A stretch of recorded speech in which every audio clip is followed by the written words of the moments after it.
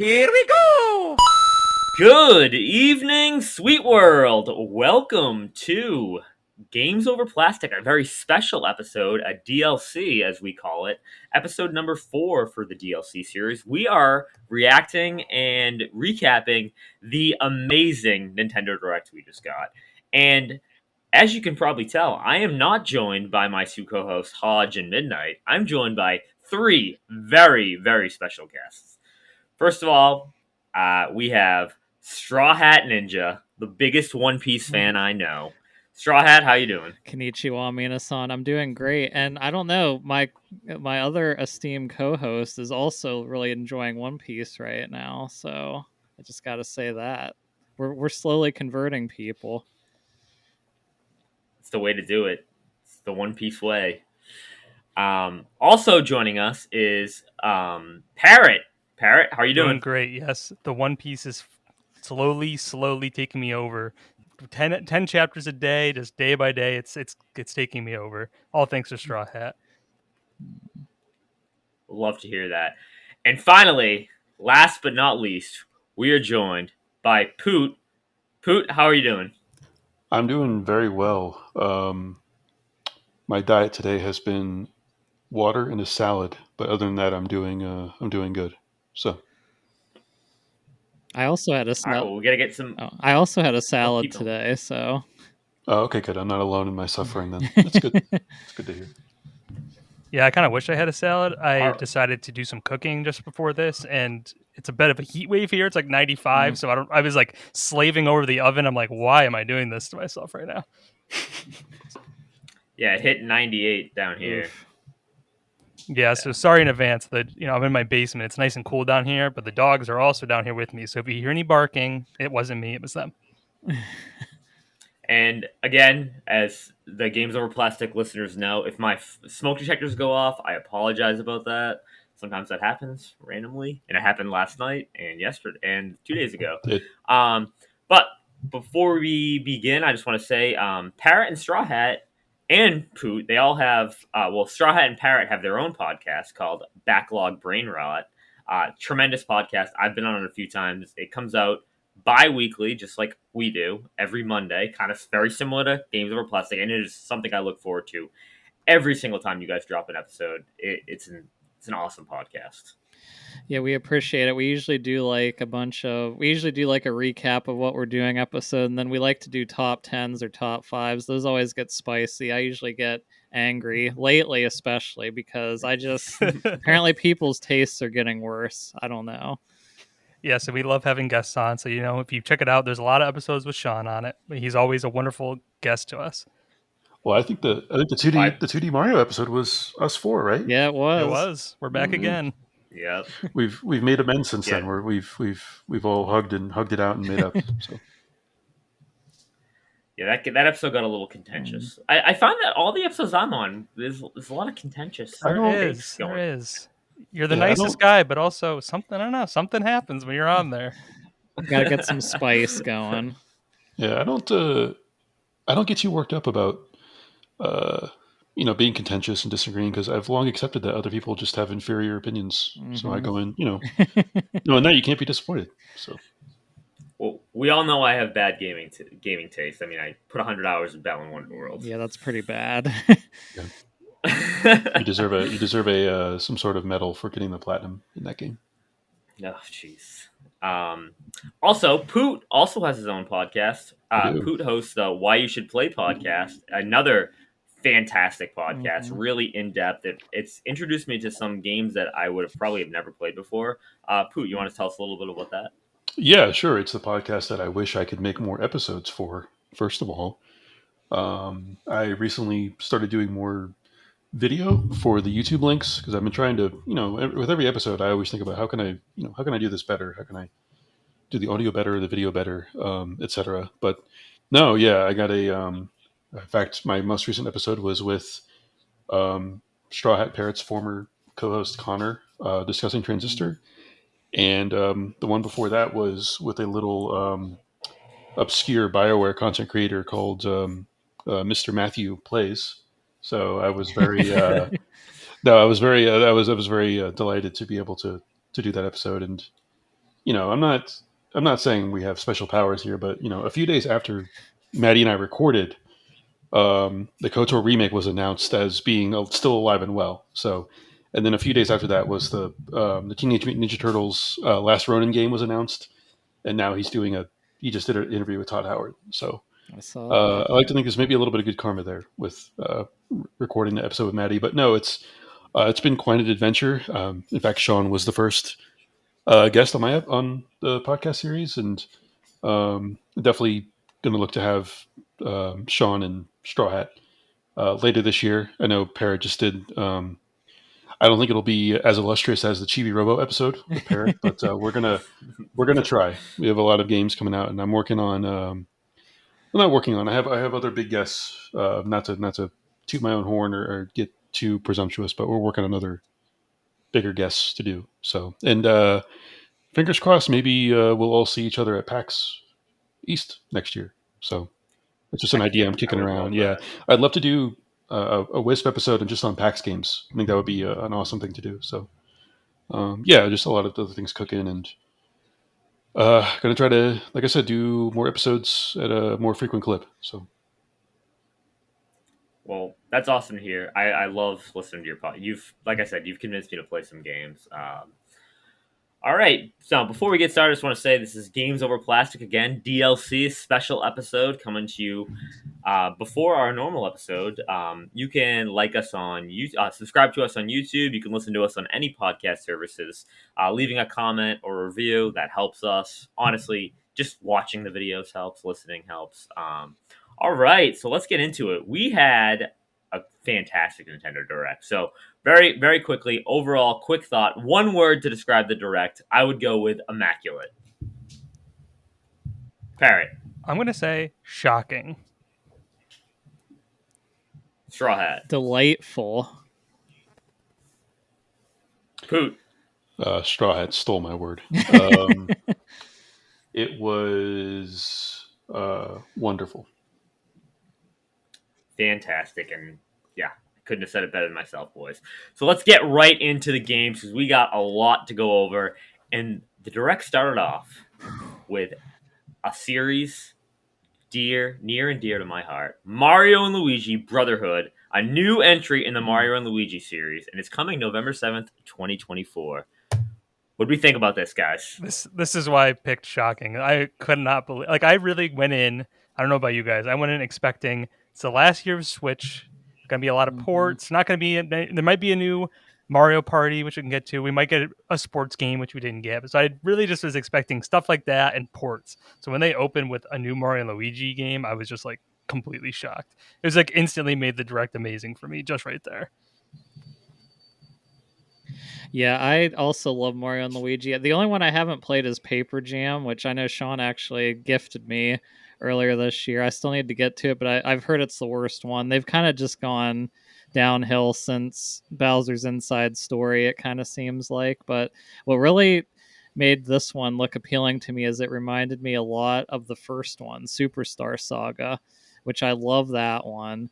And yeah, I'm really looking forward to it. It's funny because I had heard rumors that there was going to be a Partners in Time like remake or remaster that they were going to do instead, which I'm really glad this is a new one because I like Partners in Time, but not as much as Superstar Saga or Inside Story. But yeah, this one looks great. Yeah, I was very excited about it. Usually, I think with a lot of these showcases, people are always curious about, okay, what's going to be the first game show, regardless of PlayStation or Xbox or Nintendo or what have you. So for it to be a brand new entry, basically reviving a whole series, is really, really cool. And it's when you do that sort of big uppercut punch of an announcement like that, you're like, oh man, we're in for a special show, But I admit I'm not very familiar with this series, but what did you guys think of the art style? Because again, I'm not familiar with the series. Was it reminiscent of the old games? Was it new?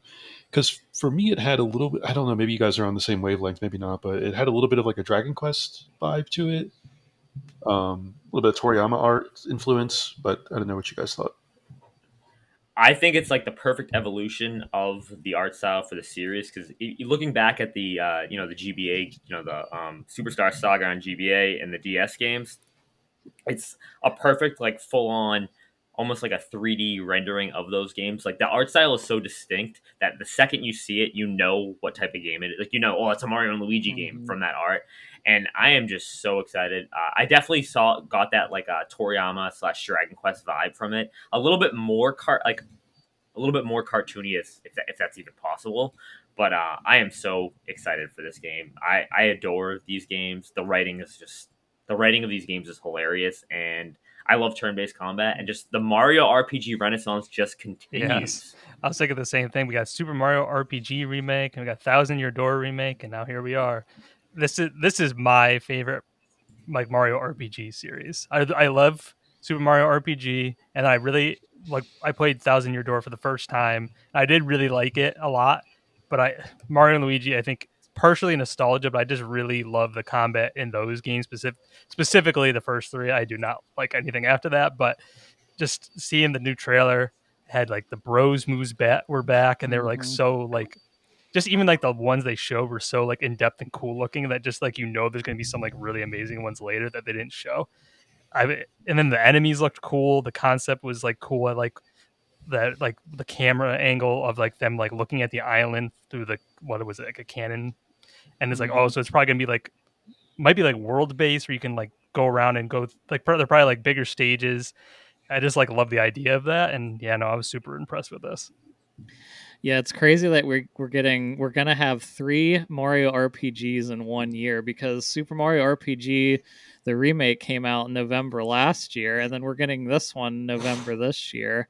And yeah, I just thought the graphics were like a great evolution. I love how expressive Mario and Luigi were. I felt like the 3DS graphics, I mean, they look good, but I just felt like, especially the later ones, they just look kind of stale. Like they weren't as expressive. Like I still think Superstar Saga might be the most like expressive they are in the games.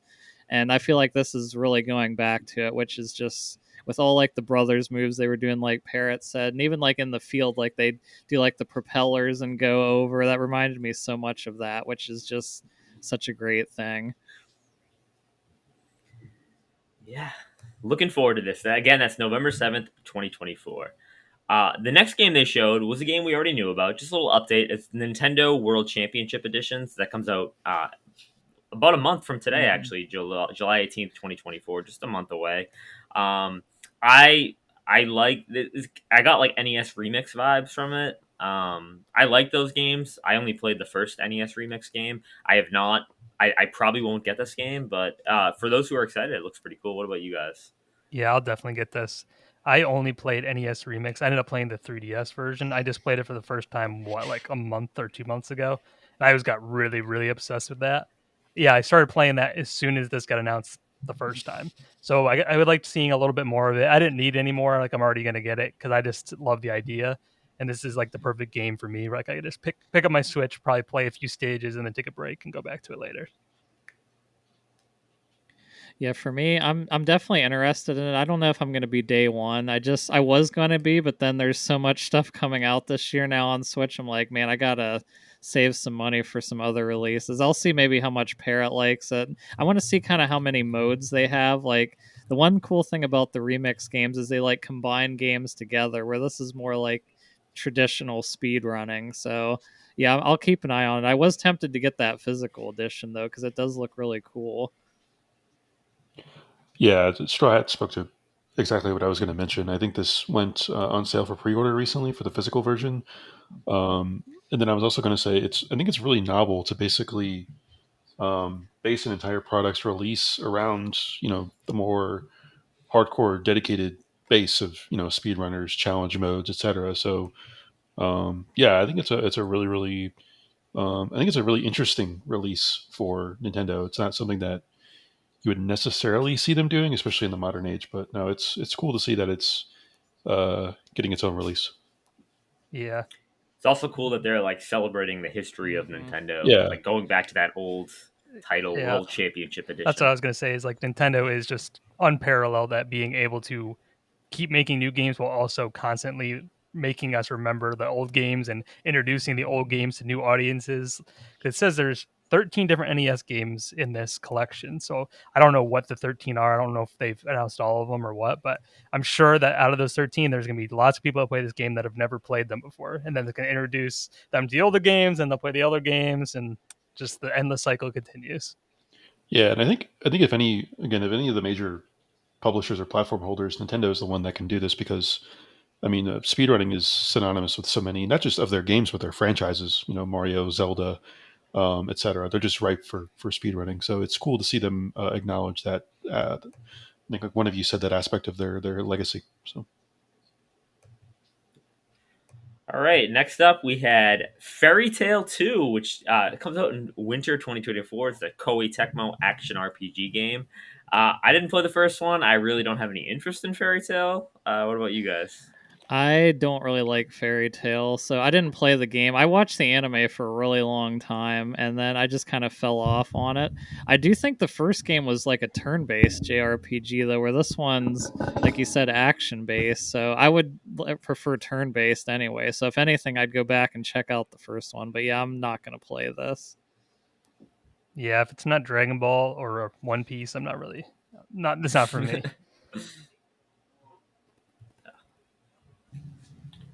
Yeah, sorry, I had a brain fart for a second. No, this is not at all for me, but I do know that Fairy Tail is a pretty big, significant historic anime. And to be honest with you, more broadly, I've kind of become numb to a lot of these Koei Tecmo anime games. It seems like they churn one out every single month. So, but no, it's cool to see like fans of these various anime get to be able to feast too. So. All right, this next game that was announced, I was pretty excited for. Fantasian Neo Dimension, coming in winter 2024. It's the first appearance on consoles, a Square Enix turn-based JRPG. It was on Apple Arcade before, and I am really excited for this game because I actually had never heard of it. Like, I had no idea this was a thing. And from the looks of it, I was like, this is so cool. You know, it's classic turn-based RPG from Square, my favorite developer. The art style gave me kind of like Nier vibes, but like cartoony Nier vibes, which was interesting. The second they showed the turn based combat, though, I was like, I'm sold on this. And then I see the Square Enix, and I'm like, yeah, I'm definitely getting this. And one thing they did, they aren't going to include Japanese voiceover, which I had said actually right when this got right when they were showing the trailer. I said to the people I was watching with, I'm like, this is a game I'm probably going to play in Japanese. Did you play this at all, Parrot? Parrot's more of a phone gamer than I am, for sure. Yeah, I have Apple Arcade, and I actually recently heard of this one, like within the last few months, and how it was supposed to be so good. So I installed it, but I didn't actually play it. It doesn't seem like a me game, but definitely seems like a game that you two, especially like Sean and Straw. Yeah, I'm definitely interested in it. There's some aspects I can definitely tell it was a phone game, which I'm kind of like, I don't know. But yeah, like Sean said, it has such a pedigree.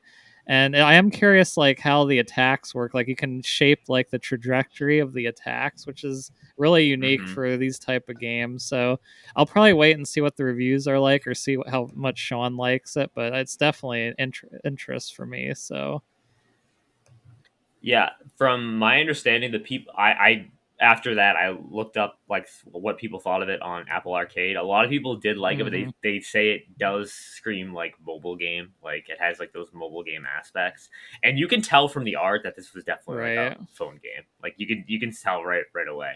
But given it Square, I will definitely be there. Poot, what do you think?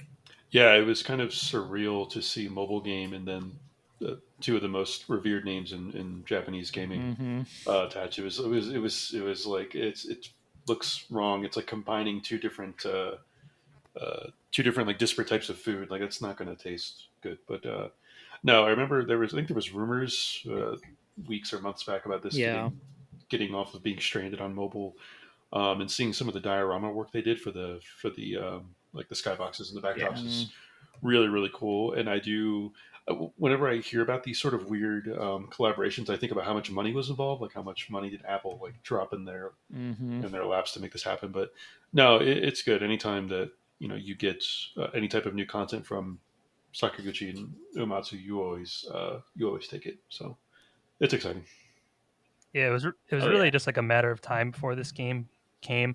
There's another one we're going to talk about soon, but these Apple Arcade games typically end up getting ported to Switch. There are a lot that I had played said like towards the beginning of Apple Arcade's existence that are now on Switch, and they just kind of like consistently go from the service, wait a little bit, and then get ported instantly to Switch. So we'll talk about another one soon.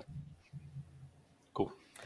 All right, next up we have Switch Sports. Just a little update coming later this summer. It's adding basketball, a sport near and dear to some of our hearts here. I loved basketball on Wii Sports Resort. Like I remember playing that so much as a kid, just like doing the 3-point contest, doing the jump shot with the the Wii motion. So this was pretty cool. But I don't have Switch Sports. I don't plan on getting it. If I was younger, I definitely would be all over this. Yeah, same. I'm just not into motion controls enough to ever want to play this. But if there was anything that was ever going to get me, it was this. I was watching. I'm like, okay, 3-point contest too. Okay, this looks pretty good. Yeah, if I had local people that would like want to play it, it might be more interested. But yeah, I don't have Switch Sports either, or plan on getting it. So We'll play it next year at the hotel in PAX East.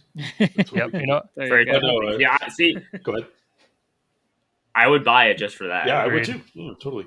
I will say when I during when the show was initially running, I saw Switch Sports and I immediately tuned out because I'm just like, no, it came out and it was a dud. It's not Wii Sports. Like I don't think Wii Sports is like a phenomenon, right? Like I don't think anything's going to hit quite like that. So I initially tuned out, but when I rewatched, like I told you guys this morning, I was rewatching the whole show, and I was like, you know what? It actually looks pretty robust for a free update. I was pretty impressed with all the different basketball moves and shots that you could make. But no, yeah, I'm not going to purchase this, but I did think of I definitely thought of Parrot and I think Sean or StrawHat as well. So I know you guys are big fans of the more arcadey type of sports games, but yeah, no, it was cool to see. Anytime you get like a free update for a game, it's always good. So. Well, there's a great basketball game coming up too, but arcade basketball games are kind of not very prevalent nowadays. So it's like almost like we'll take what we can get. Yeah, this any is arcade unfortunately game, sadly. Yeah, arcade sports. Yeah, this is kind of the best we're gonna get at this point. But yeah. All right, next up we had this game looked amazing. Mio Memories in Orbit. It's coming in 2025. It's described as a 2D action adventure RPG. I don't know about you guys. I got Hollow Knight Cross Ori vibes from this game. Yeah. The traversal reminded me of Ori. The graphic style looked like Hollow Knight, and the combat looked like Hollow Knight. Oh my gosh, this game, and this screams Metroidvania. Yeah. I know they didn't say Metroidvania, but this screams Metroidvania. And in today's environment, with how many Metroidvanias are coming out, and a lot of them aren't standing out, this stood out to me. I am pretty excited for this. Yeah, I am too. I think, and that's what instantly stood out to me is the art style. It's almost like a pencil hand drawn art style. Anytime I see that in like 2024 in a video game, I'm like instantly drawn to it. I don't know maybe about you guys too, but when this trailer was first running, I almost thought it was like a SteamWorld game with I don't know, maybe it's the color motif or some of the architecture, the assets, but no, I'll be very intrigued to see this. I didn't double check. I don't know if they pointed it out in the trailer, but I would assume it's going to eventually come to other consoles, if not. I would think so. Yeah, it's already been announced to come to everything else. Yeah, I'm very impressed with this one, and it's always cool to see, with how many things, even in this direct, there were so many games that were rumored and were going to be there, weren't going to be there, and it's always cool to see a game, it went from you didn't even know it exists to like, oh, that's on my radar, like I want to play that. So this was a clear example of that for me. And yeah, I'll be intrigued to see what the full game looks like. Like you said, they said 2D adventure RPG. Maybe they're afraid of saying Metroidvania in such a flooded market. But either way, it looks appealing to me. So definitely on my radar. Yeah, I'm honestly like surprised to see it described as 2D adventure RPG because I did not get RPG watching this at all. I definitely got Metroidvania. Yeah. Like there's like a clip in the middle, like a 10-second long clip where you're like running from spikes and then like dashing at enemies, hovering, like the movement is what always gets me in these games. It kind of gave me a little bit of the vibe of the new Prince of Persia. That's how I felt playing that. We end up with so many movement-based abilities that the game just flows really nice.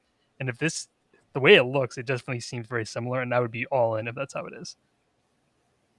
Yeah, I'm definitely interested too, especially since we need something to deal with this pain of Silk Song never coming out, apparently, because the boss fights definitely gave me Hollow Knight vibes, and there's not many games that can do that for me because I love Hollow Knight, so I'll keep waiting for Silk Song, but this will help ease the pain. Yeah. Overall, I'm pretty excited for it. Yep. Like I said, 2025, so no distinct release date yet, but hopefully soon. Next up, we had an update, a free update, some more free content to Disney's Illusion Island. This game, the art style looks so cool, and I was like, when they announced it, I was like, that looks so cool, and I wanted to get it, but I heard it was like ridiculously easy. It is. Parrot I played borrowed yeah. this. I got this one from the library. Yeah, I remember you. Yeah, like I didn't want to buy it, but I was like, playing it looks cool, and I got it from the library, and I liked it enough to finish it, but it is not as good as it looks. Unfortunately, it's kind of mediocre for a Metroidvania. It's very simple, and when you're playing it, you can really tell that it's made for co-op because like all the areas are like way too big, so it kind of feels like padding almost like when you're running between areas because it's just too big. Like it's clearly made for 4 people. And it looks so much like Rayman Origins and Legends, but it does not play like that. Unfortunately, it's fine. It's like a good enough game, but I wouldn't like go out of my way to play it. Yeah, so that was just a free update for content. I don't think we need to say much more for that. Next up, though, we got Looney Tunes Wacky Worlds of Sports coming fall 2024. It's from Game Mill Entertainment. Oh boy. When I first saw this and they opened with a basketball, I thought they were just doing, if they were focusing on one sport, like I would have a lot more confidence in this, but this screams to me it's going to be a mile wide and an inch deep. Kind of similar to the Mario Sports Mix game on 3DS. But I do like the idea of like the Looney Tunes, teaming up. It has Space Jam written all over it. It's funny. I actually said, when's the LeBron James DLC coming? Yeah, if this had online, I would get it because Parrot and I would play it, but I don't think it does. So I just don't have enough local friends to justify getting this, and I'm sure there's like no single player content. I was like, oh my god, this is like the most Straw Hat game I could imagine. And then because I love Looney Tunes. Yeah, and you love that and all these like arcade sports. It looks perfect. It looks like you said, it's probably not very complicated. It's probably gonna be like a 5 out of 10. But with other people, it'd probably be fun. But I also looked and it's like a full $60 game. Like, I'll pay like $15 for this in 3 months after release, and then I'll play it with some people. Yeah, I didn't want to crush everyone's spirit, but Sean mentioned Game Mill, and they're like a notoriously bad I didn't know who developer they were. publisher. Yeah, they do a lot of licensed games. They did the like Avatar Quest for Balance, and they did that atrocious Kong Skull Island game. So yeah, I would just like extra temper your guys' expectations. It's gonna be rough out there. So I mean, anytime anyone's favorite like licensed IP is not treated well, it's depressing. So we'll see. Like I said, if they were focusing on just one sport, I think we'd have higher hopes. But oh well, who knows? Maybe one day we'll get our Looney Tunes standalone basketball game that's just NBA Jam with Space Jam game. Just that's why I said the LeBron James DLC. Just any arcade basketball game. We just need one. The best we have is 3-on-3 freestyle on PlayStation. That game is not good. Well, maybe one day.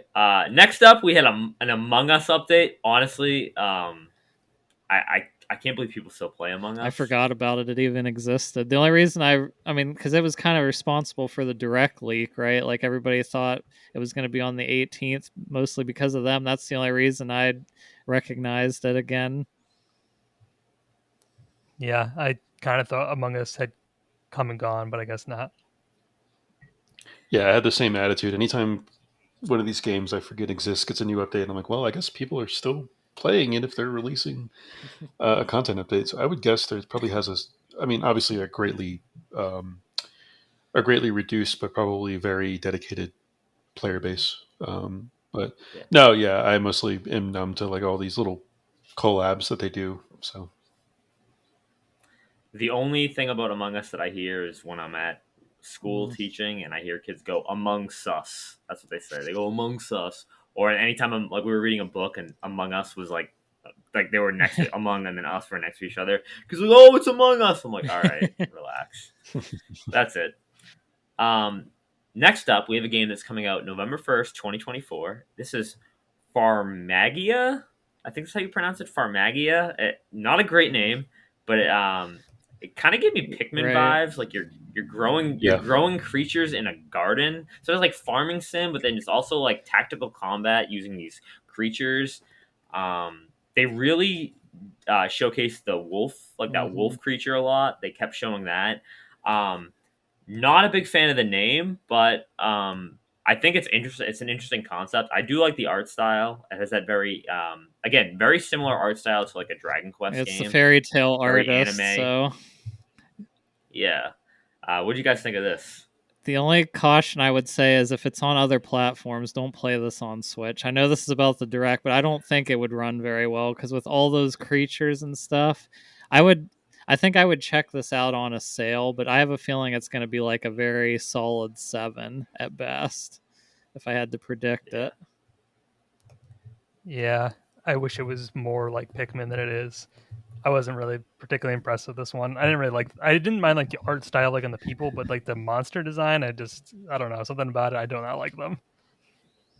Yeah, it does. Seems very generic. Yeah. Very generic. Yeah, I was gonna say it does look very derivative. I watched the trailer just now, very briefly, and there's like some Pokemon vibes. Like there's like a not Charizard looking dragon Pokemon thing, and but I did double check Straw Hat. When I was looking up the game, it does say pretty much all the platforms day and date. So yeah, I could tell. I mean, even watching the Direct, it was running a little chunky on Switch. I thought. Yeah. There were a few games that I think there was another one later on in the show that I got the definitely frame rate issues alarms went off. So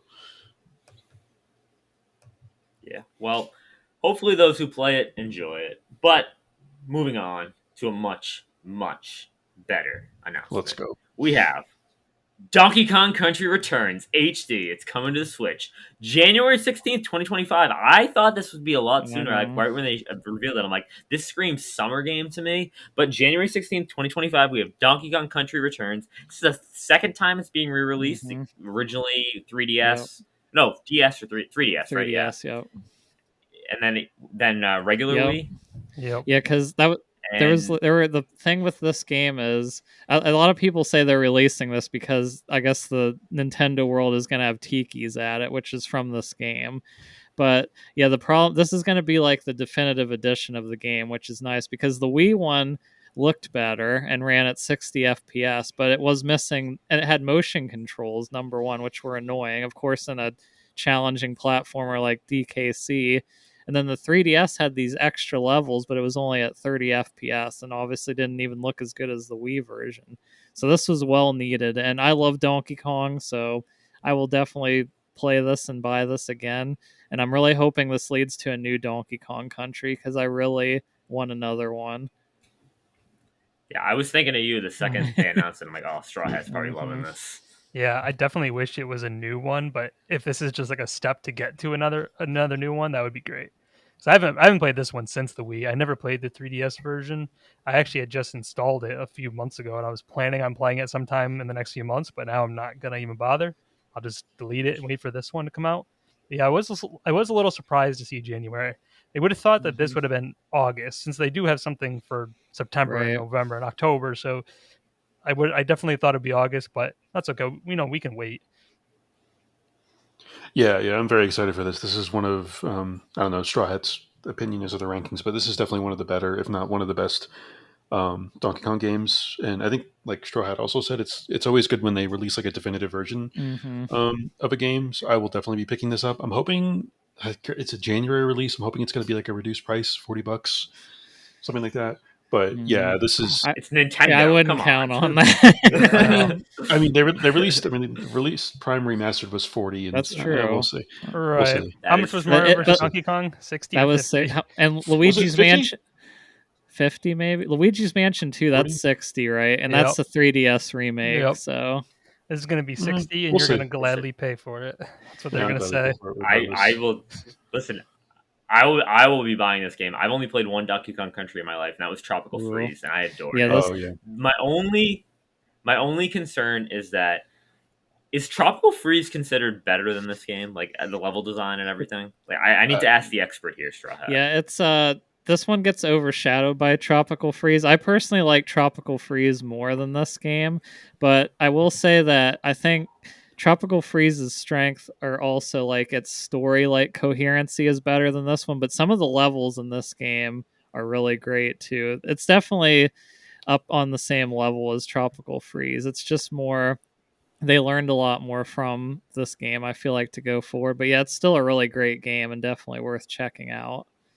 Yeah, I was. All right. Yeah, I was going to say the same thing. These are. I mean, it's good that really two of the best Donkey Kong games are going to be on Switch. And well, obviously you already mentioned it, but it's. I think I'm legally obligated to tell everyone to play Tropical Freeze. So play Donkey Kong Country Tropical Freeze. So. No funky mode in Amazing this game. one though. No funky mode. You're gonna have to get good.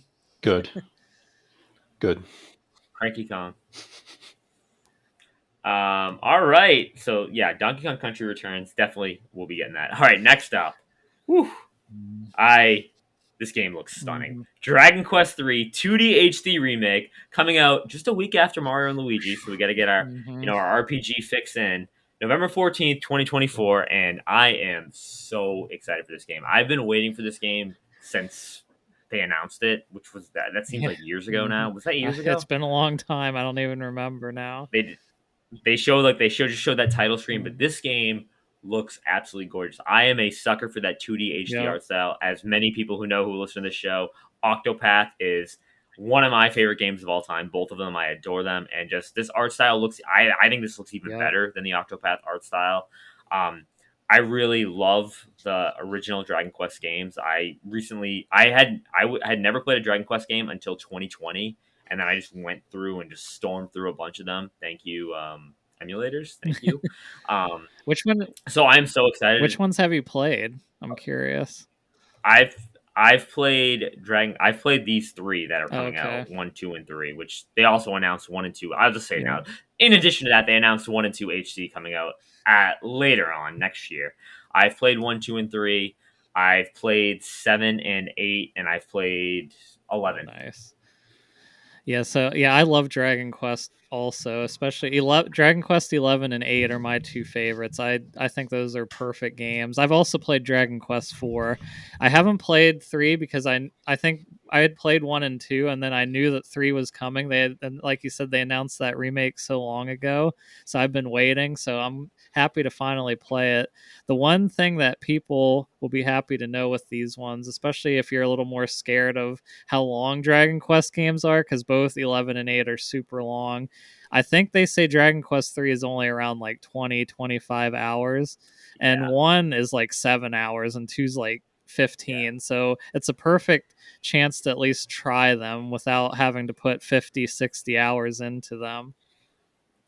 Yeah, these games came out at the time when the 20 hours was considered a long game. These are the quintessential like classic RPGs. I'm really excited, and the way they're releasing them is the order of the timeline of the game. So it's 3 and then 1 and 2. So if you're concerned about that, you can play them in that order. You don't have to wait for 1 and 2 and then go back and play 3.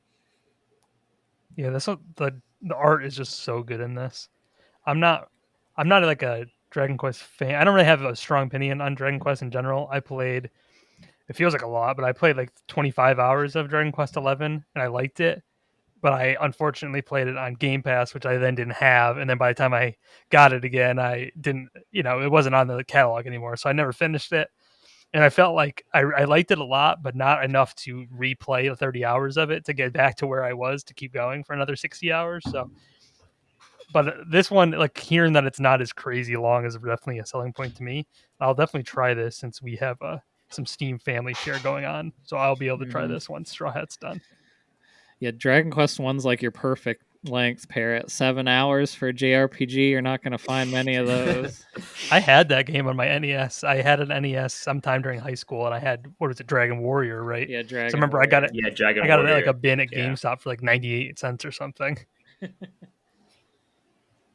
Yeah, I'm still in amazement when I watched the trailer. I think 2 or 3 times, and obviously the Octopath games are gorgeous, and Triangle Strategy is also Mm-hmm. gorgeous, and I do want to get to those games as well. But those almost feel like testing grounds for this. It was like, okay, we want to make Dragon Quest. We want to remake the old Dragon Quest games. Let's do like kind of new titles to see if we can make this HD2D work. And it's really only gotten better and better and better, I think, as it's gone along. And yeah, I will definitely be getting this. I'm still debating what platform I want to get it on. Probably PlayStation, because I do have the Portal, so I can like kind of easily do that handheld. And another thing is, it was so delightful to see Yuji Horii appear.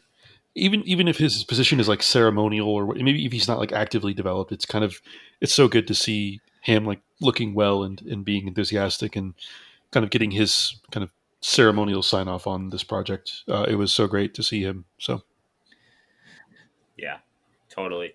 Also, the collector's edition. I did pre-order the collector's Ooh. edition. nice. Comes with so It does. much. I saw that. I'm so excited. Just it looks so good. I Oh I my still think gosh. they're eventually doing all these to build up to eventually remaking Chrono Trigger and Final We don't. Fantasy No, VI. no, no, no, no, no, no, no, no, no, no. We're not. We're not. Give me Give me Final Fantasy VI remake. I'll pump that into my veins. With this art style, I will be in heaven. Oh my gosh, Just, that I just, can't believe just it. port Chrono Trigger forward and give it trophies. That's all you need to do. You don't need to remake. No, but seriously, it wouldn't surprise me if that's like their eventual North Star. Like, Yeah.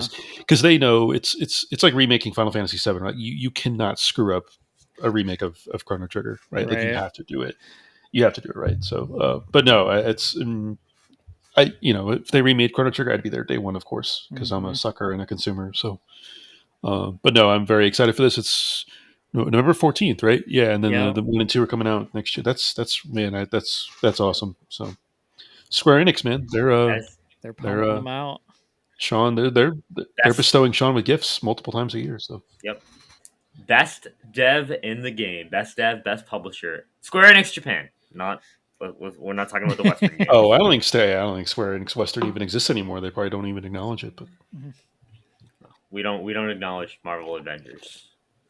All right.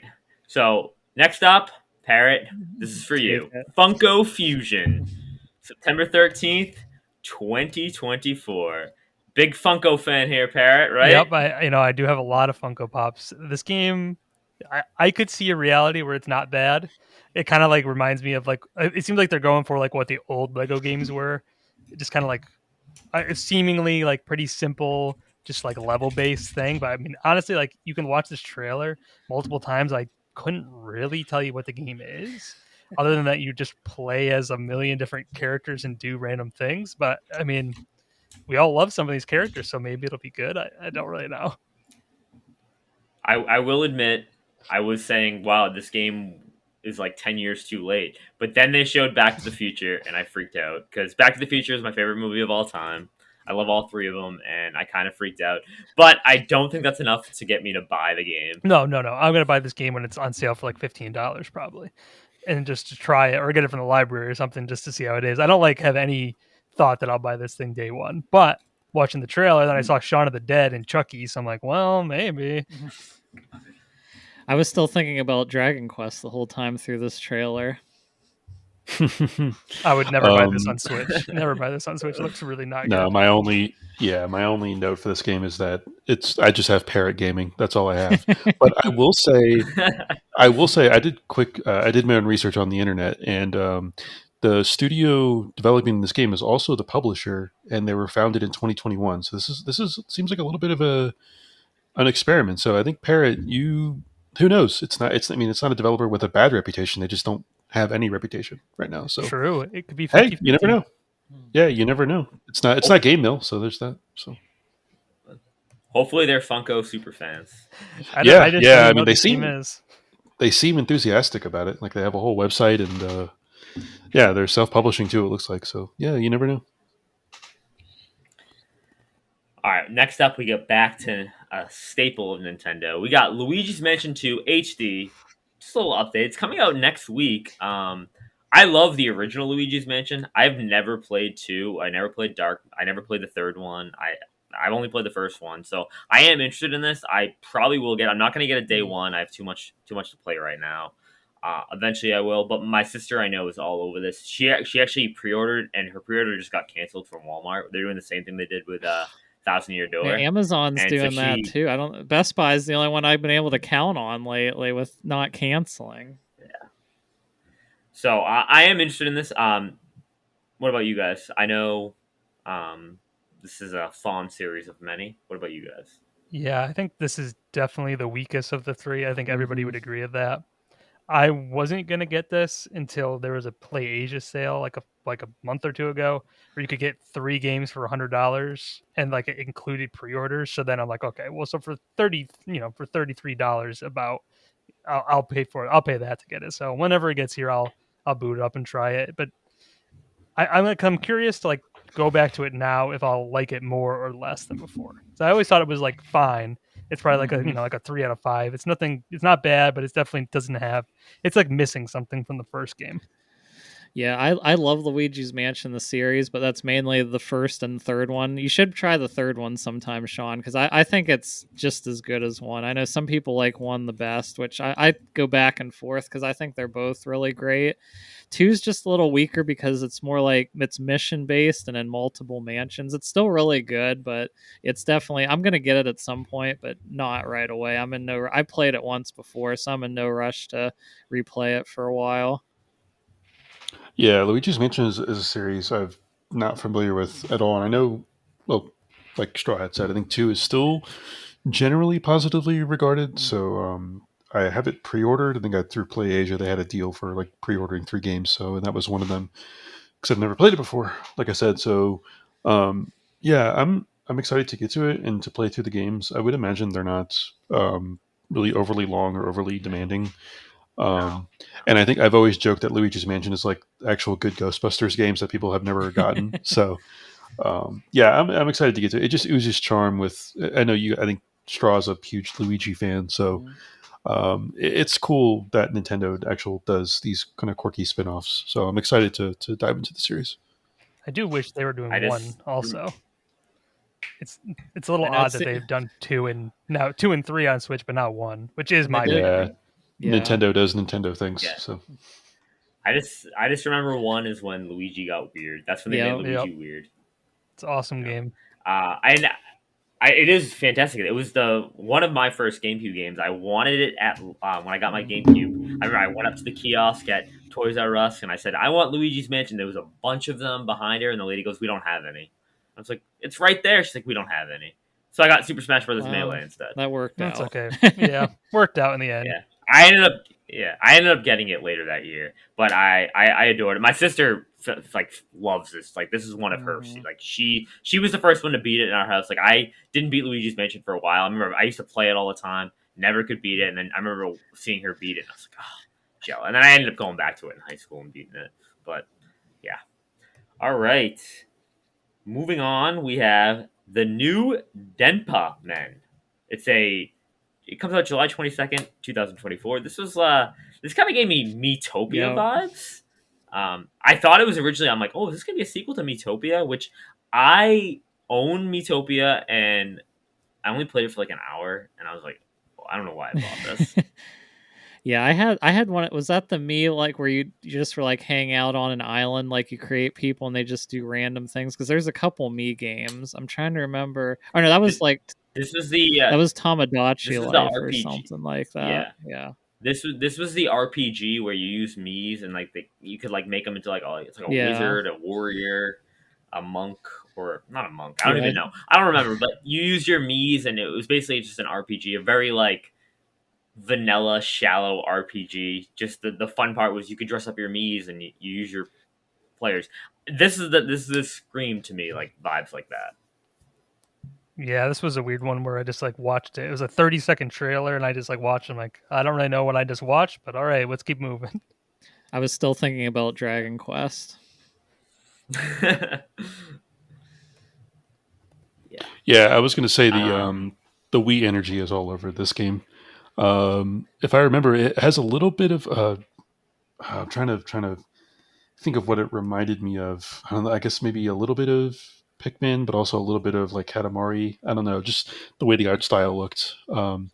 Yeah, another thing is that I thought like this is very very Japanese as well, like extremely Japanese. But no, it's always kind of funny to see these more quirky titles that that Nintendo makes. So So apparently, I just looked. I just was, doing some on-air research here. I guess there's been other Denpa Men games. yeah, so it seems like something that's probably huge in Japan. That's the only explanation I can give because Yeah. it looks very Japanese. So It is free to play, so I guess you can't. Oh, You I can didn't check know it that. out.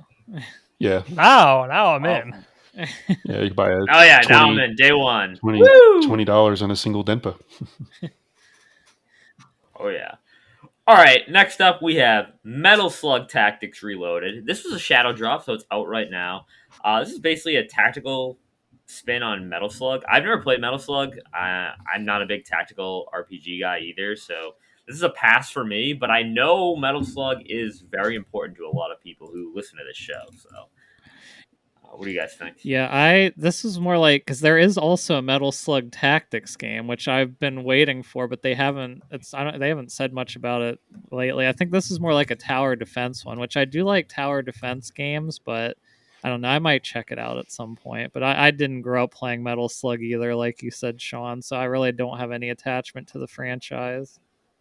Yeah, I've never played Metal Slug anything, so I am curious about the tactics one. But that's what I thought this was at first, and then I saw it was not that, and I'm like, okay, I'm not really super interested.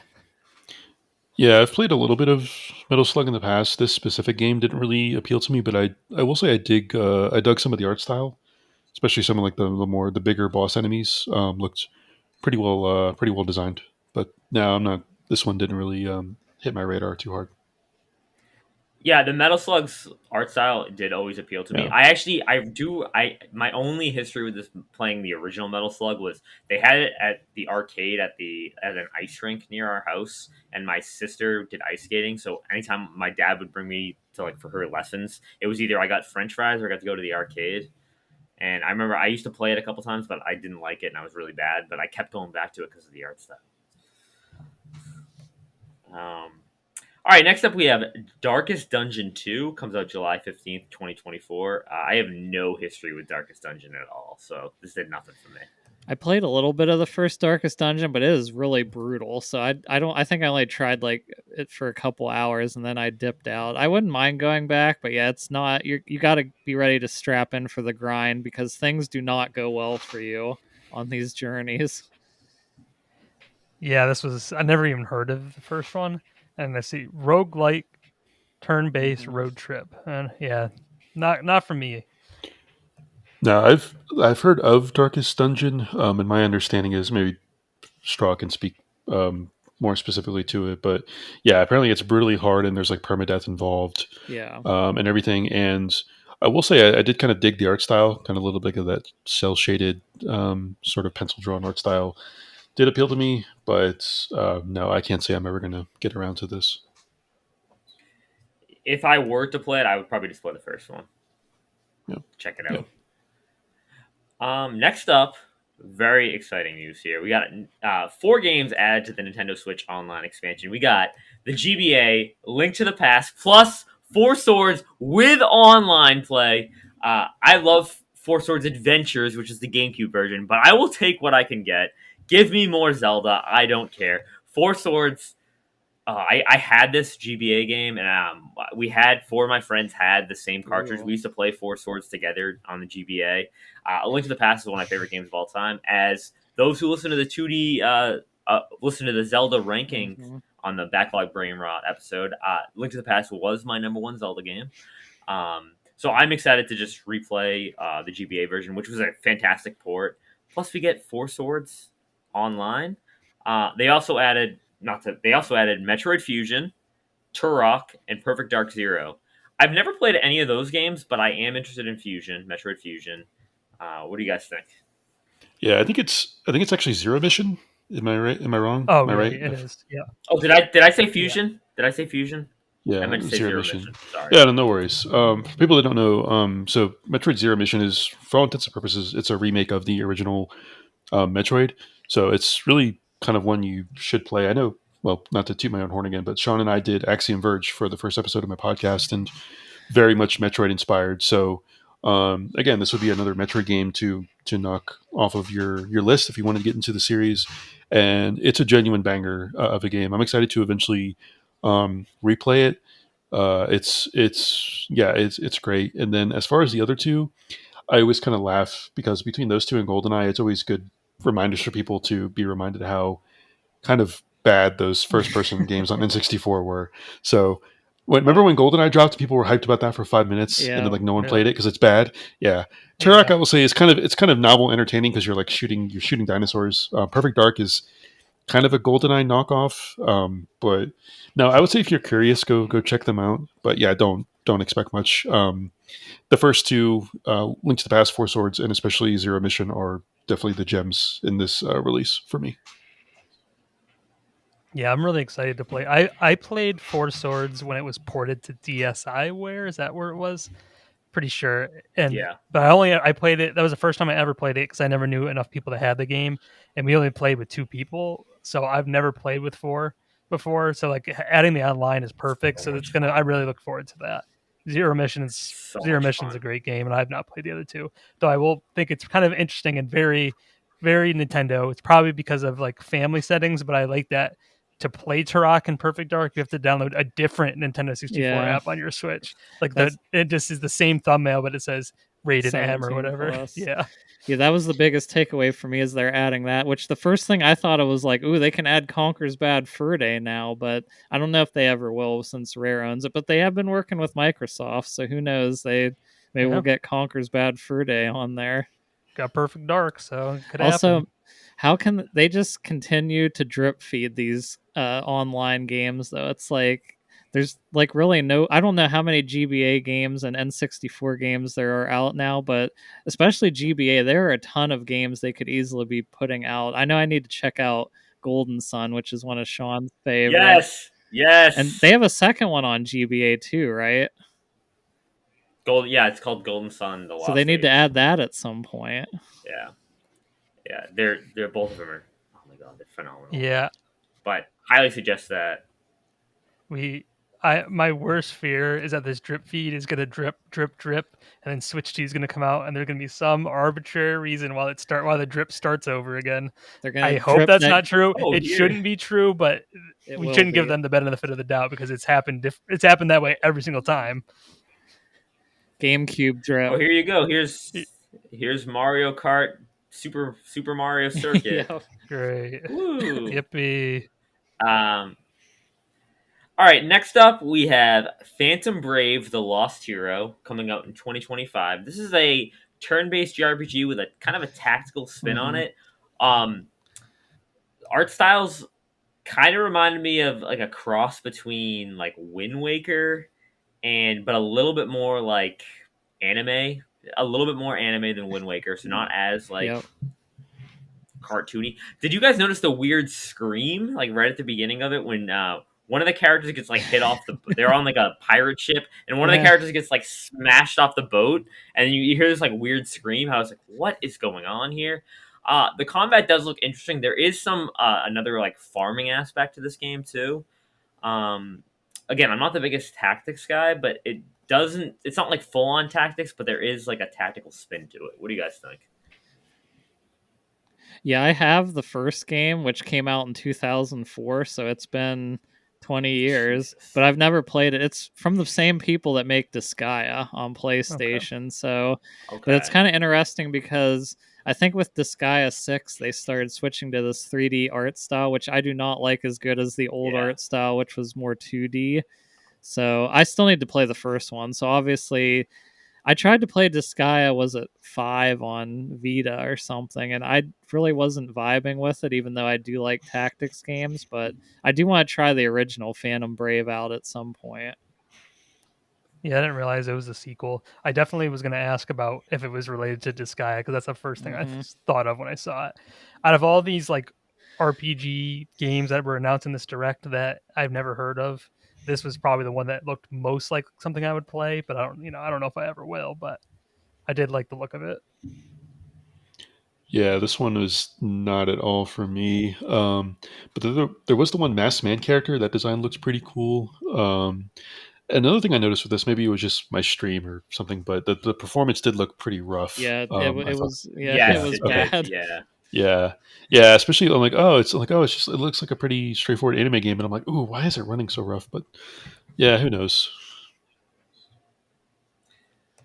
All right. Well, next up, we had a really important announcement. That was Marvel vs. Capcom Fighting Collection Arcade Classics coming. This features Marvel vs. Capcom Clash of Superheroes, Marvel vs. Capcom 2 New Age of Heroes, Marvel Superheroes vs. Street Fighter, X-Men vs. Street Fighter, X-Men Children of the Atom, Marvel Superheroes, and for the first time ever on console, The Punisher.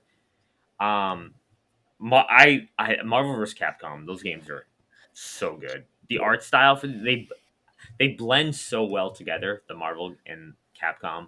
I'm pretty excited for this game because there hasn't been like a Marvel vs. Capcom game on console that you can buy in a long time.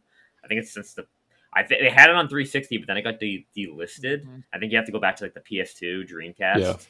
So this is pretty exciting. yeah. Parrot, Go ahead. resident. No, no, go ahead. Go ahead, Barrett. I was gonna ask. Go ahead, Barrett. I was gonna ask our resident comic book expert Okay. here, Parrot.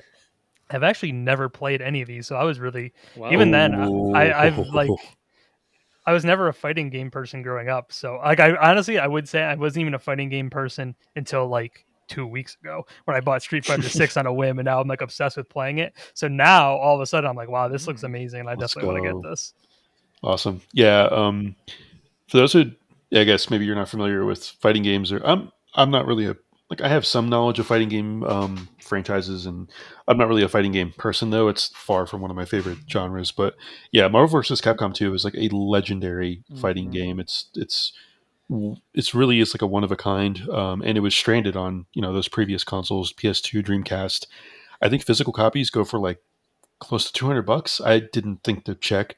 It's like at least like $150. Yeah, and Marvel vs. Capcom 2 is widely regarded as one of the best fighting games, regardless of franchise or anything. And like Sean said, the art style, like the hand drawn comic art style, mixed with the traditional Street Fighter and other characters, blends so well together, and it was so fun to play. It was like this insane crossover mashup. Where you could, fight each other kind of when you would play in the yard. Like I want to be Ken or Ryu and I want to be like a Marvel superhero. So you could make that happen. And all these games coming to modern consoles is really, really cool. And then obviously the hope is that they're going to do another one, which it's hard to put into words how seismic that would be. Like it would be insane. I think fighting games have almost had a renaissance over the past few years between Mhm. Tekken and Street Fighter. I think the most recent entries are really well received, but I think the previous like two or three in the series haven't been. So, and obviously there's rumors I think of maybe like another Killer Instinct coming. So yeah, this is really they just dropped this in the middle of the show, and it was kind of crazy. So it's hard to overstate how big this is for fighting game fans.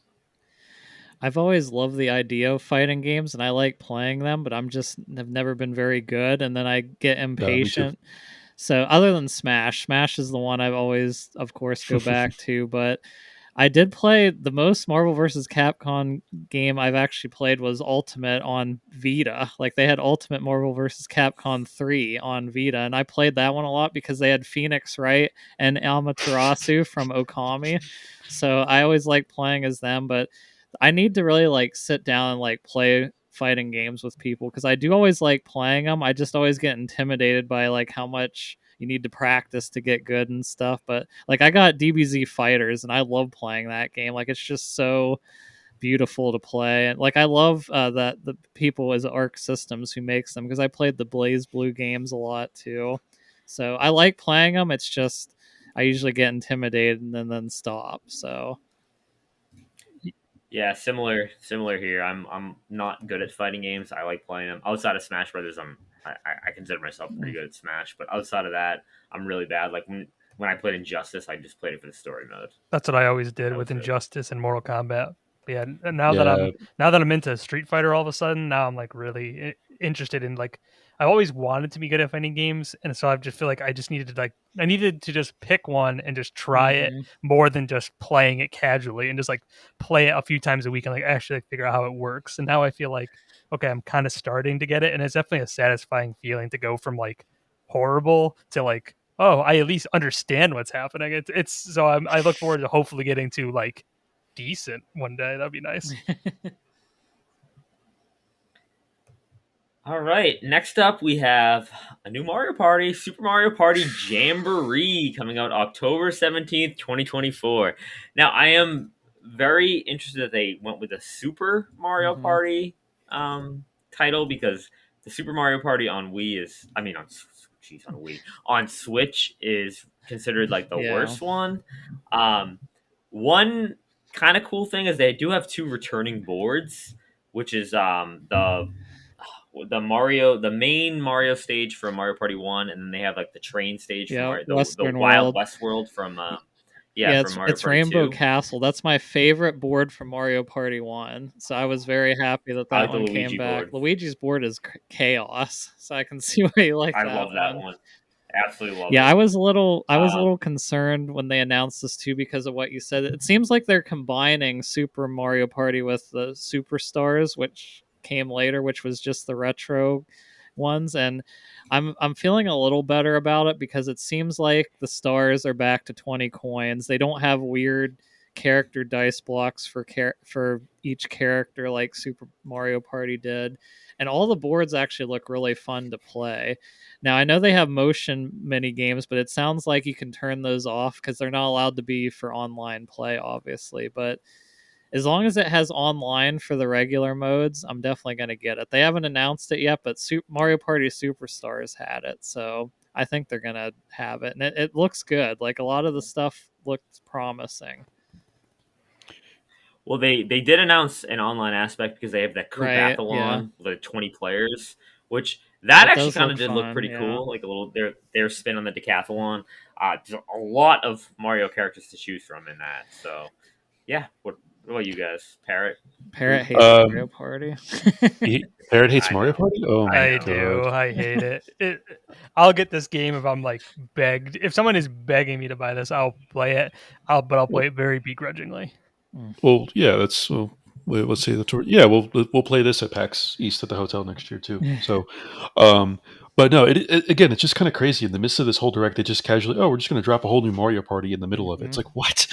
But yeah, I'm a little bit. I don't want to say. I don't know if I'm jaded. I'm a little bit numb because the last, the one Mario Party. What was it called? Straw Hat Superstars. The one that was actually pretty good. Yeah, But Mario basically Party the repackaging. Superstars. Yeah. But it's they're not, I don't think they're not treating Mario Party as poorly as they have with recent Mario sports games. Yeah. But it seems like they kind of phoned them in for the most part. It's depressing because there's such a unique type of chaos with the Mario Party game with your friends. I know the one time that me and Straw and a couple other friends played, just hearing the seethe from your friends from over, like you can hear them like not even saying words, it's just like anger. It's just it's so delicious. There's nothing like it, and I do hope that this one is really good. I think there's going to be over 100 mini games, so which is 110, encouraging. I think it said. Yeah, and you would guess they're going to support it post launch with some free updates, but I don't know. we'll see. Yeah, who It's knows? funny, you can tell that they were going to originally give those two retro boards that Sean mentioned as DLC for the last Mario Party, but they just saved it for this one, which is fine, I guess. But the other thing that saves it for me is that my wife loves to play Mario Party, and a lot of my nieces and nephews, so even if it doesn't have online play, we'll at least have that. Oh, good. Yeah, you can still have people to bully in Mario Party. That's good. So, but no, I'll see. I'll wait for reviews and see what you guys think before picking it up. My wife's like Parrot. She hates Mario Party. She won't play it. But when we do play it at PAX East, I call Yoshi. Yeah, Parrot and I'll fight for Luigi, but I'll also settle for Donkey Kong. Yeah, I'll need Luigi as a consolation prize for having to play the game.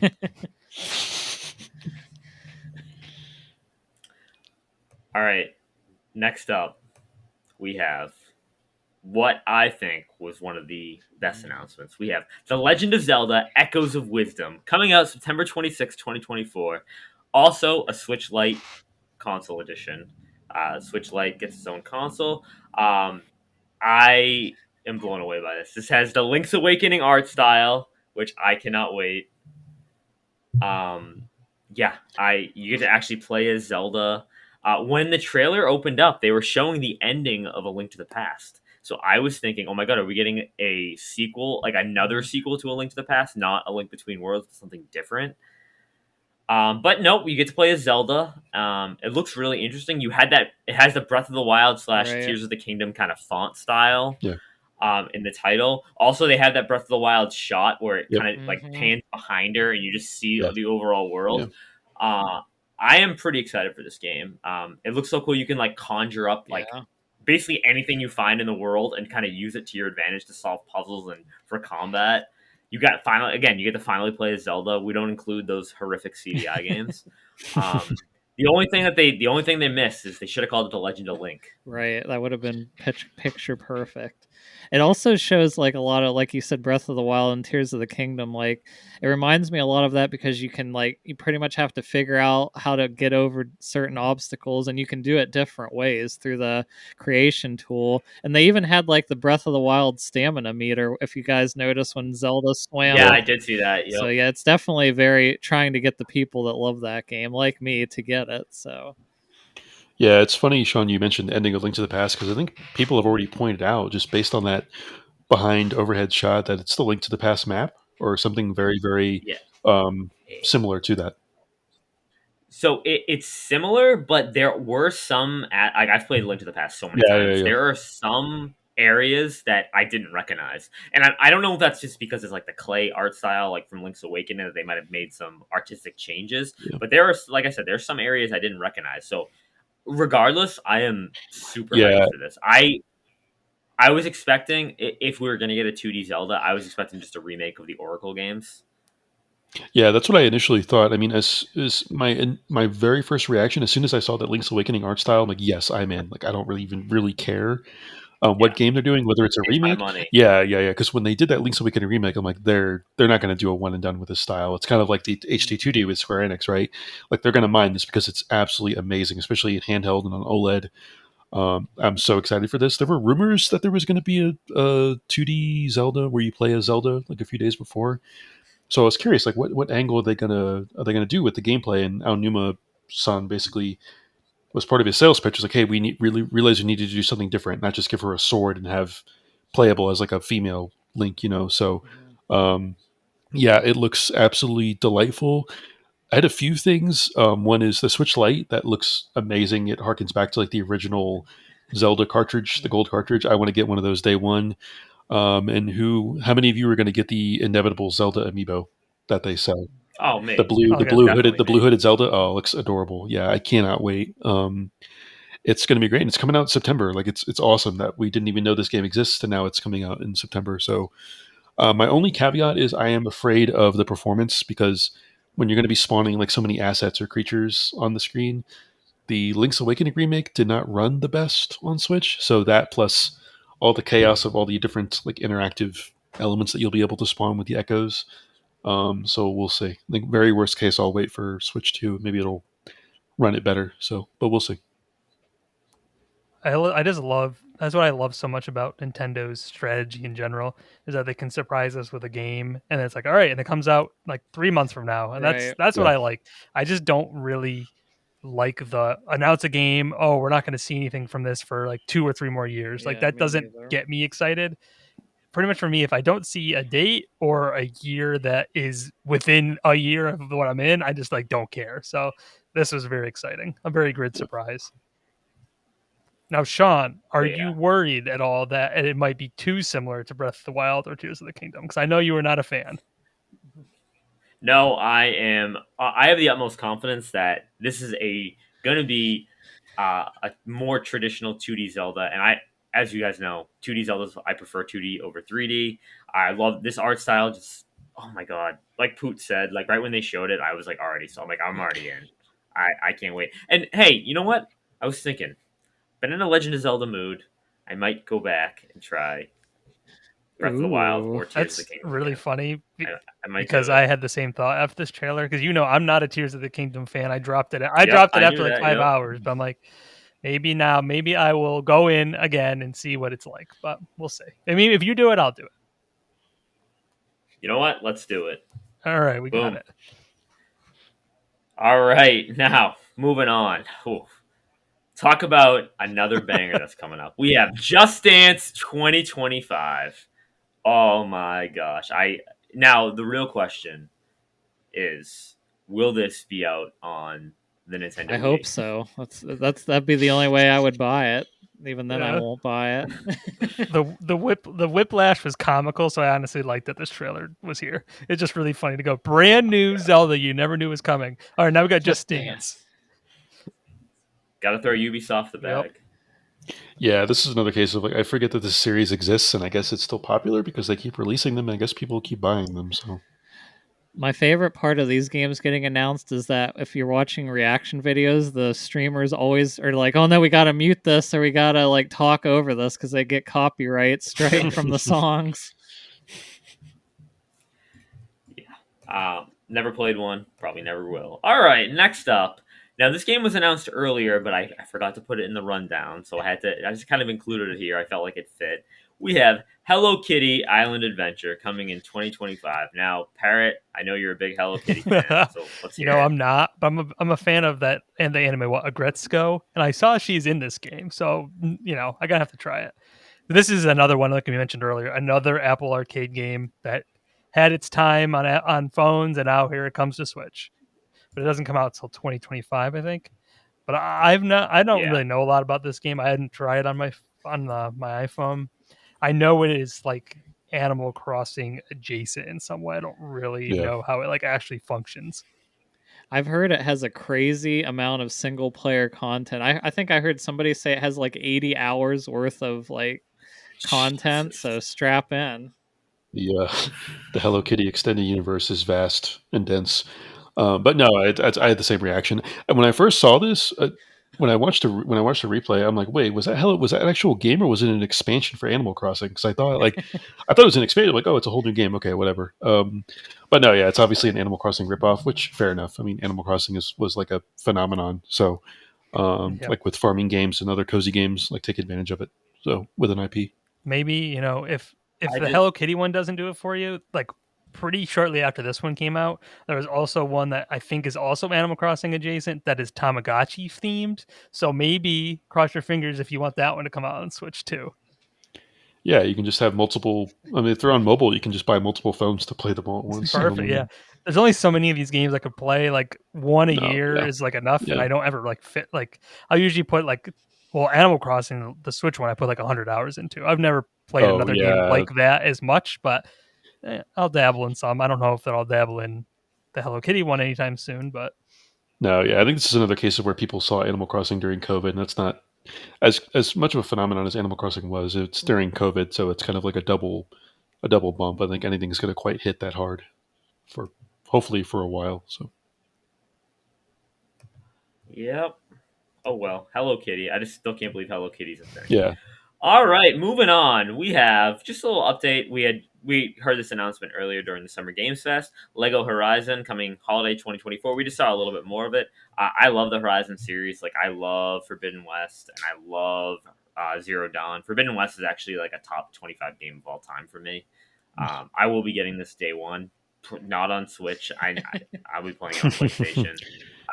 But I am excited because it's like not like this is like a different spin on the Lego games. Like even compared to the Skywalker Saga, which I thought was fantastic as well. It's taking it a different direction, and like every single thing is made of a Lego brick, which is really interesting to me. So I'm excited. Yeah, I was going to say that I'm kind of a very mild Horizon fan. I dropped the first one after a few hours, but then I picked it back up later on and played it because of the 60 FPS patch. I actually bought Forbidden West, and I want to get to it eventually, but I really have to be in like a really standard open world mindset to be able to play it. But I'm not going to lie, this actually does look pretty charming and fun.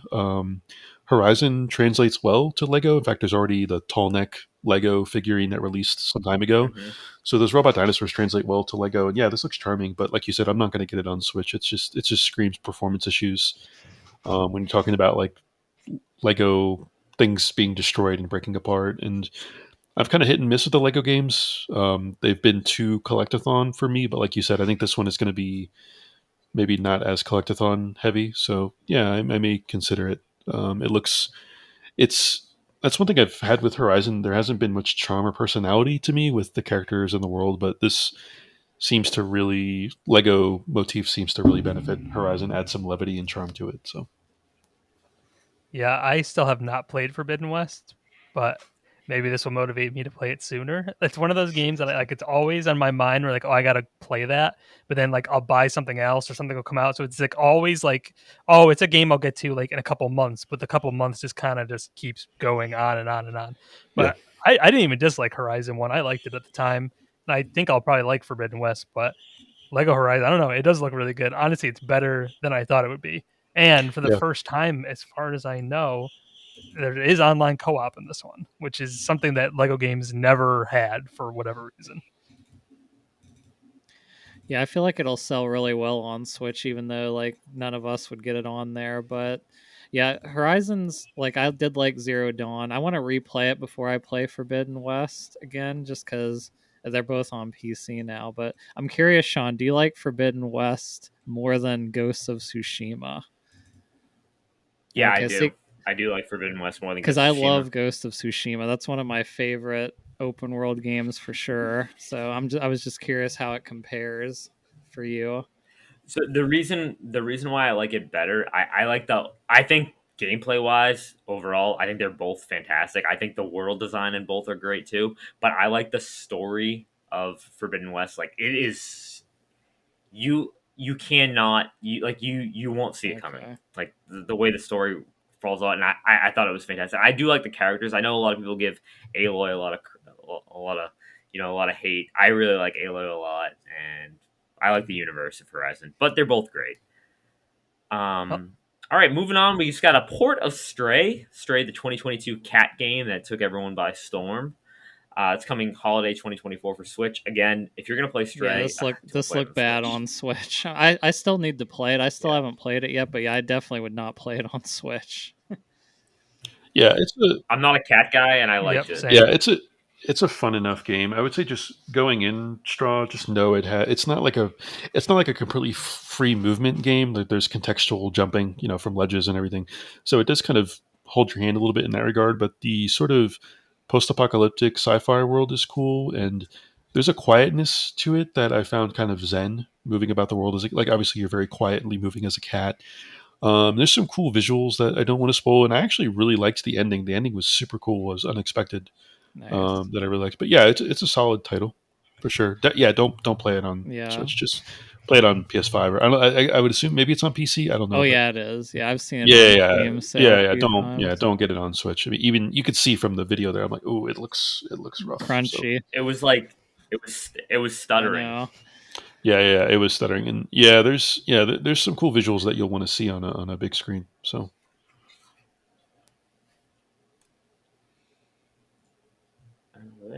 All right. Next up, we have Tales of the Shire, a Lord of the Rings game. That's kind of a weird subject. Just a Lord of the Rings game coming out winter 2024.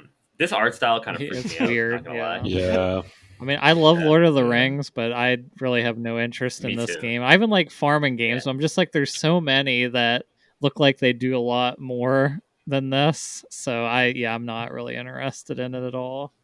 Yeah, I actually just reread The Hobbit for the first time in like 15 years, like a few weeks ago. So good. So like if there was ever going to be a time I'd be interested, it would be now, and I'm still not interested. So yeah. It's kind of a shame because that whole setting in the Shire is ripe for like an Animal Crossing type Mhm. of cozy farming game, right? But yeah, I had the same reaction. I'm like, it looks like they took low res JPEG assets and blew them up to like a like it looks so bad. It looks like stretched out and everything.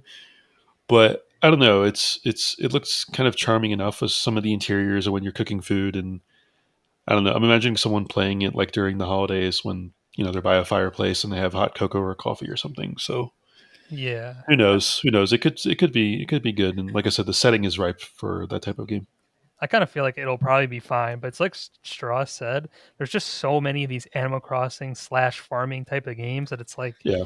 there's only as someone I like never even really cared about the genre outside of Animal Crossing until like the Yeah. last year or so.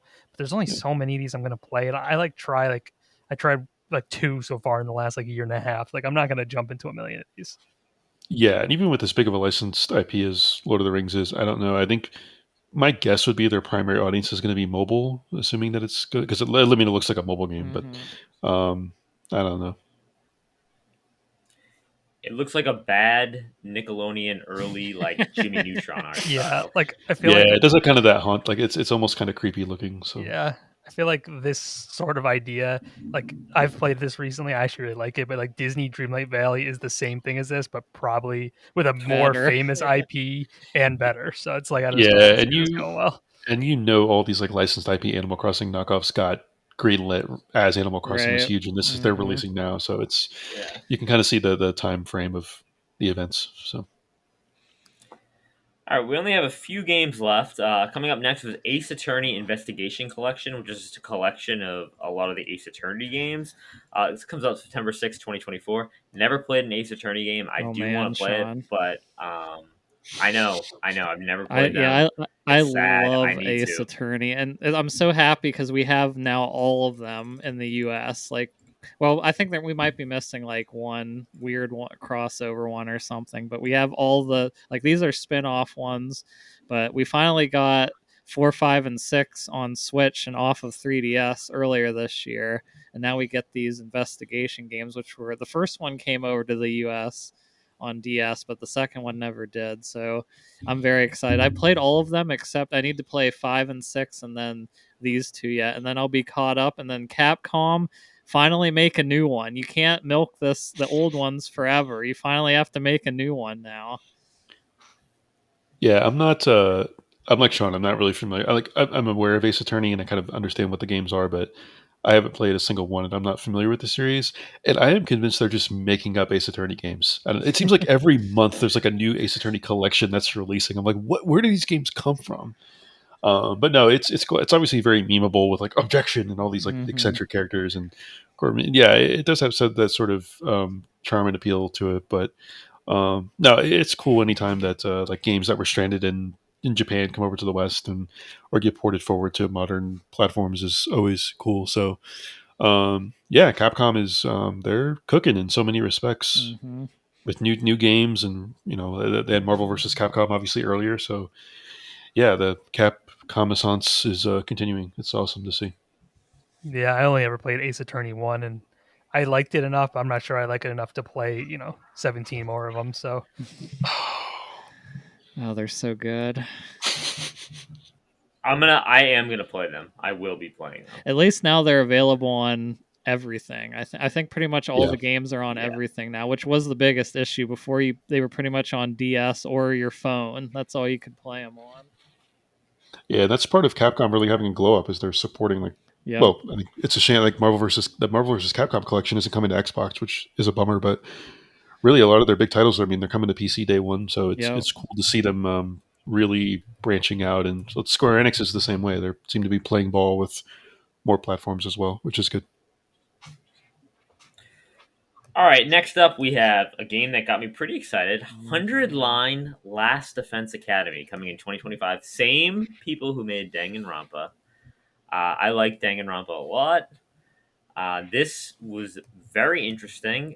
Very Japanese name, definitely. 100, what did you guys think of this?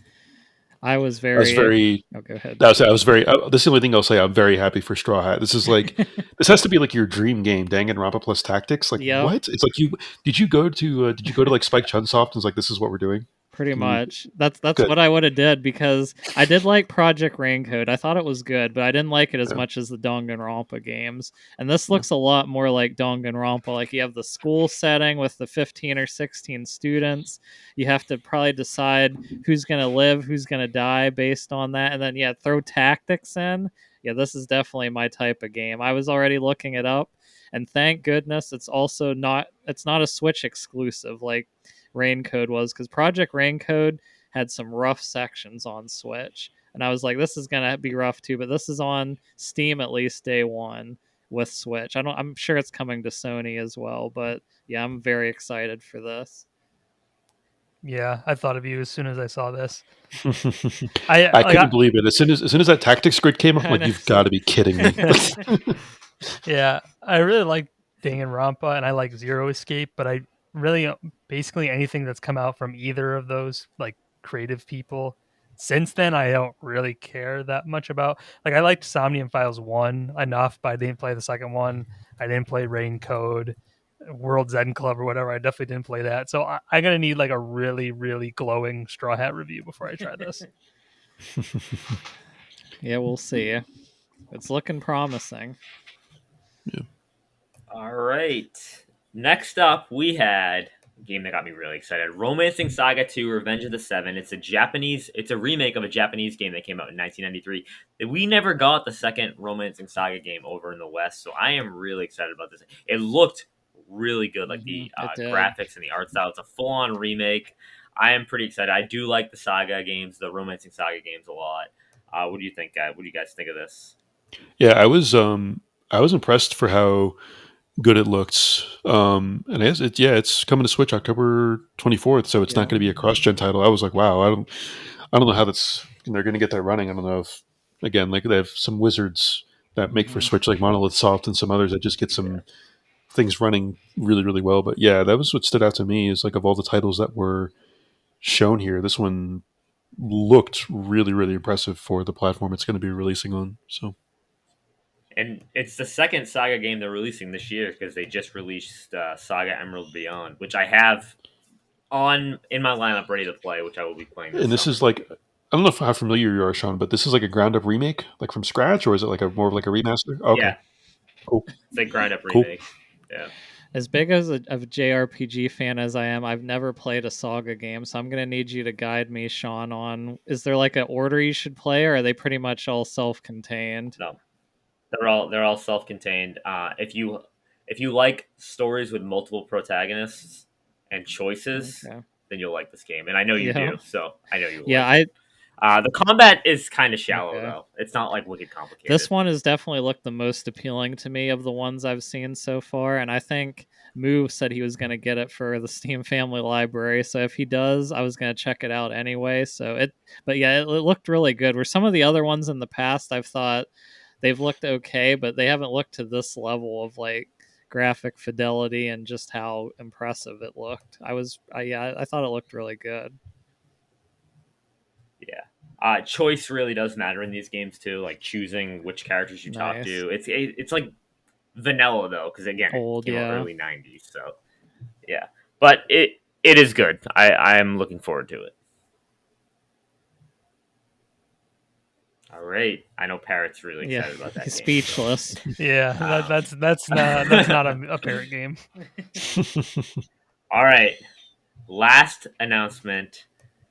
Metroid Prime 4 Beyond. We saw gameplay a little bit. And it's going to come out in 2025. I honestly think that this is a Switch 2 Yep. game. I think it will be very much like Breath of the Wild. It will come out on both. But I am not a Metroid Prime guy. I've never played Metroid Prime. I've only ever played one Metroid game. Okay. So I am really happy, though, and excited for all those who are looking forward to this, because I know how much it means to a lot of people. So, what do you guys think? Metroid Prime 4? Yeah, I'm really excited. I've been telling people, trust in Retro Studios. They're not just the Donkey Kong team. You know, it's kind of amazing. They've produced like developed two of the best Donkey Kong games, and Yep. all these amazing Metroid Prime games, which were, people who aren't familiar, was a massive pivot for the series. Traditionally, it was a 2D side-scrolling Metroidvania, and they made it in first person, and not only one of them, but now four of them, and three obviously previously. But yeah, I mean, this game had almost become a meme, kind of similar to Silksong. Like, where is it? Is it coming out? It's, for people who don't know, I forget the original developer, but Nintendo publicly came out and said, like, hey, this is going so poorly that we're restarting development completely, and we're moving over to Retro Studios, who did, again, the previous three Metroid games. And then it's coming out this year. It is almost assuredly a cross-gen title. I would anticipate it's going to be a Switch 2 launch title, like you said, with Breath of the Wild. And yeah, it looks awesome. It looks a little bit messier than usual. Like, it was more chaotic. There was more things going on. There wasn't just that sense of isolation, which we'll still get that with a Metroidvania. You know, I'm still down to its core. It's going to be a Metroidvania with traversal and unlocks and everything. But yeah, this looks amazing. I don't anticipate I'm going to be playing it on this current Switch model. I'll probably be willing to just replay the first three. Hopefully, 2 and 3 will also get remastered eventually between now and then. Come to Switch, I'll replay those. I think we'll. Go ahead. Yeah. I think we will. I think we will get 2 and 3 yeah, we have to. remastered at like a later. Maybe direct, even- maybe yeah. closer to when they actually release Prime 4 is my guess. Yeah, Yeah. and even worst case, even if it isn't a Switch 2 launch title, I'll probably just end up waiting until it does come to Switch 2. Then it will run better and everything. So, but no, it looks awesome. I'm so glad that it's real and we saw some gameplay. And yeah, it looks like Metroid Prime with bigger and better. So sign me up. Yeah, I'm excited for this. I played every 2D Metroid, but the only Metroid. Well, I shouldn't say I've never played them. I played Metroid Prime 1 and 2 as a child, and I never got anywhere ever because I've said many times that's tough. I was just stupid. I couldn't even figure out what to do in like Ocarina of Time. I definitely wasn't figuring out what to do with Metroid Prime. So Yeah. I like played like the beginnings of both of them. But then when Metroid Prime came to Switch, I finally played it, and now I would really like to play 2, but it has to get ported. It's gonna happen. So like I should just keep waiting. And I definitely don't want to play 3 with motion controls. So I really need some ports to come. But either way, it's not like the story is so important, really. So it's not like I couldn't just play Prime 4 when it comes. But yeah, I definitely think this is a Switch 2 cross-gen thing. There's no way this is just on Switch 1. Yeah. So for me, I'm kind of like Sean. Like I haven't played many Metroid games. I played Super Metroid and Metroid Dread.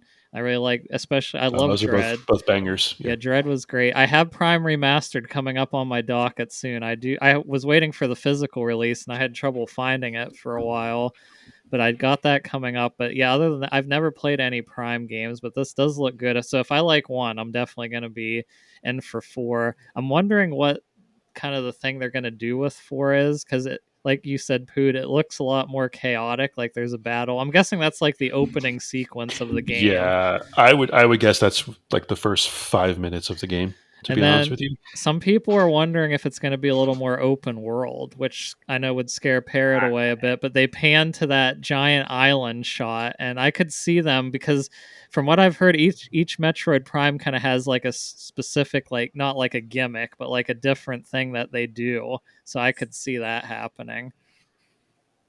Yeah, I got open world vibes from that as well. Straw, it's funny. I have in my entire growing up, we had every single Metroid game. We owned every single one, and I never. Wow. But the first one I ever played was I played Super Metroid. Yeah. That was it.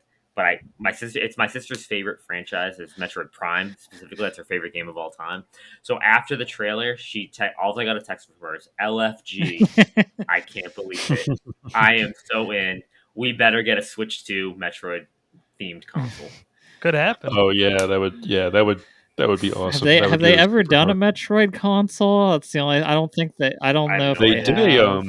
I think they've done like a sort of a copper clay red I forget which DS. Okay. Did they do a 3DS for Metroid for Samus Returns? I'm trying to remember. Let me look it up right now. I thought maybe, if anything, maybe they did a GBA one, but I don't. They definitely didn't do anything for Dread, did they? Maybe it was different colors, if anything. No, they did like a collector's edition, I think, for Dread that came with like an art book. In fact, I have it. If I would have known how much I love Dread, I would have got the collector's edition. But for me, I put like Hollow Knight's like my favorite Metroidvania. I love that game, and then Dread's like next for me. So I did really love it. Yeah, they did like a copper clay red 3DS XL. Okay. Metroid.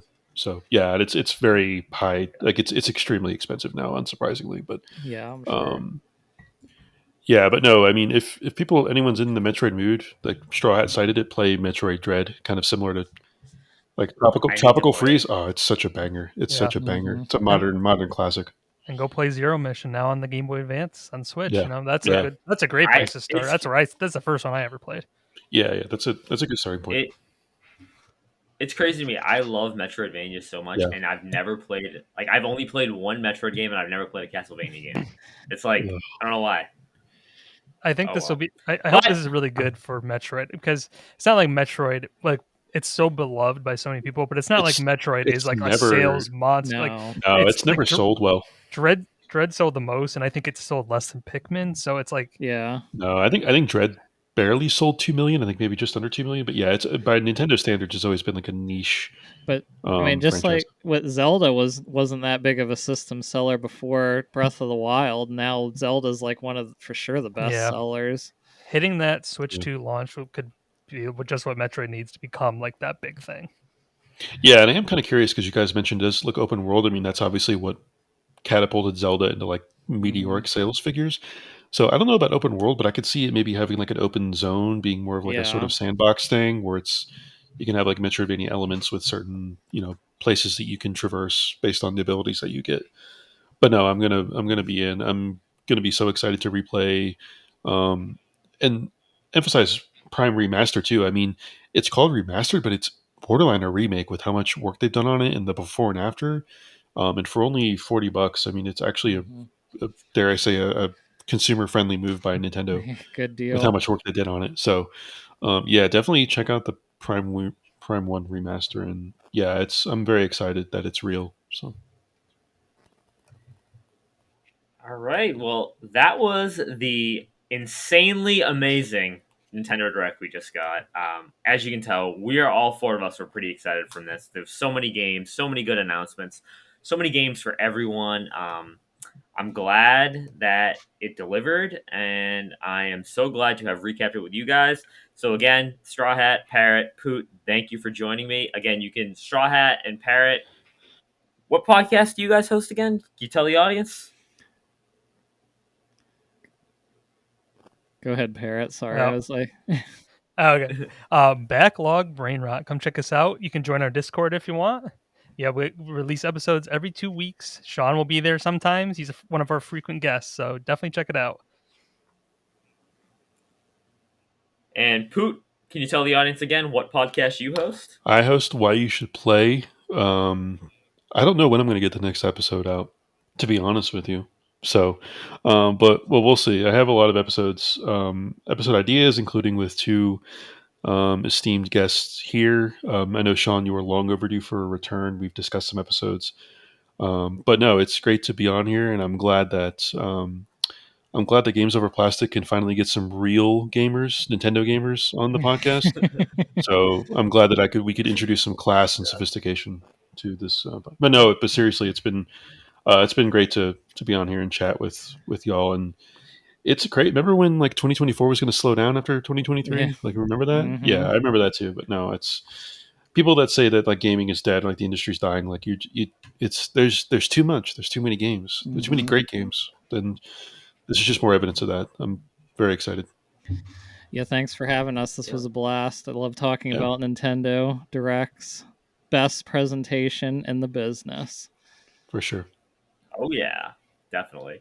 Well, again, thanks for having us. Again, this was a very special episode of Games Over Plastic, a Games Over Plastic cross backlog brain rot cross Why You Should Play podcast DLC episode full of that long, long title. Thanks everyone, and goodbye. Bye. See you.